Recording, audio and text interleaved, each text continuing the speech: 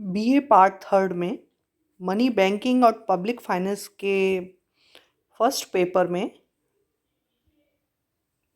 Fourth unit में हम पढ़ेंगे अधिकतम सामाजिक लाभ का सिद्धांत। ये एक सार्वजनिक वित्त का मुख्य सिद्धांत माना गया है और ये नाम अधिकतम सामाजिक लाभ का जो सिद्धांत है इसका नाम डाल्टन ने दिया था और इसमें जो परिवर्तन किया गया वो मसग्रेव ने 1959 में अपनी पुस्तक the theory of public finance में इस सिद्धांत का विस्तृत विवेचन किया। इस सिद्धांत में कराधान व सार्वजनिक व्यय दोनों के प्रभावों पर एक साथ विचार किया जाता है। हम जानते हैं कराधान से करदाता पर भार पड़ता है जिससे उसे अनुपयोगिता मिलती है, जबकि सार्वजनिक व्यय से उपयोगिता मिलती है, यूटिलिटी मिलती है।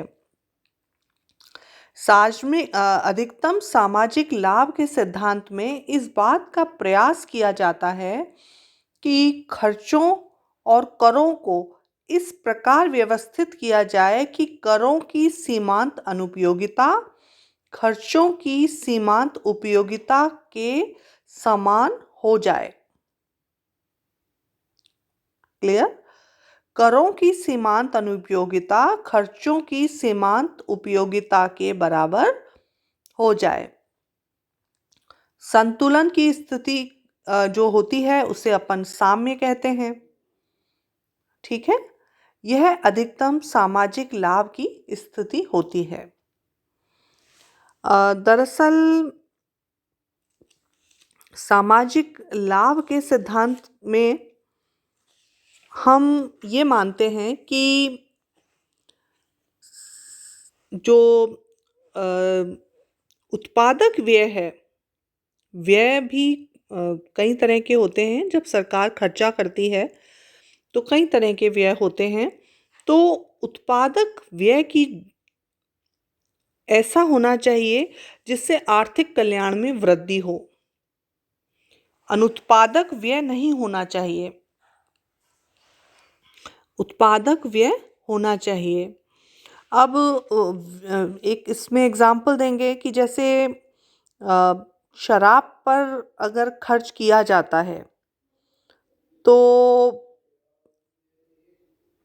वो अनुत्पादक व्यय है, लेकिन अगर इस पे कर लगाते हैं और इसकी कीमत बढ़ जाती है और इसका उपभोग कम होता है तो इसे समाज को निश्चित रूप से लाभ होगा और ये सार्वजनिक व्यय सही होगा। इस तरह से हम जो व्यय करें वो उत्पादक होना चाहिए। जैसे एग्जाम्पल मैं देती हूँ, जैसे शिक्षा या स्वास्थ्य पर किया गया व्यय है ना, वो निजी व्यक्तियों द्वारा विलासिताओं अथवा उनके द्वारा नई पूंजीगत वस्तुओं पर किए गए खर्च से ज़्यादा उत्पादक होता है। क्लियर? शिक्षा पर व्यय है, स्वास्थ्य पर व्यय है, ये उत्पादक होगा। इसलिए इस बात पर जोर दिया जाता है, बल दिया जाता है कि जो आप खर्च करें, सरकार खर्च करे, वो इस प्रकार हो कि उत्पादक व्यय हो।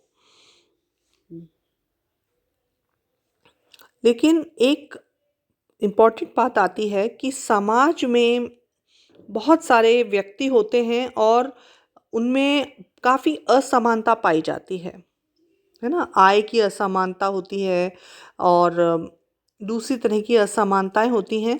तो इस सिद्धांत की पालना काफ़ी मुश्किल हो जाती है। नेक्स्ट क्लास में मैं इसमें क्लियर करूँगी कि ये सिद्धांत जब अपन काम में लेते हैं या बताते हैं तो जो सीमांत त्याग वक्र है या जो कर का प्रभाव है वो सीमांत लाभ वक्र या जो खर्च का प्रभाव है उसके संतुलन में होना चाहिए।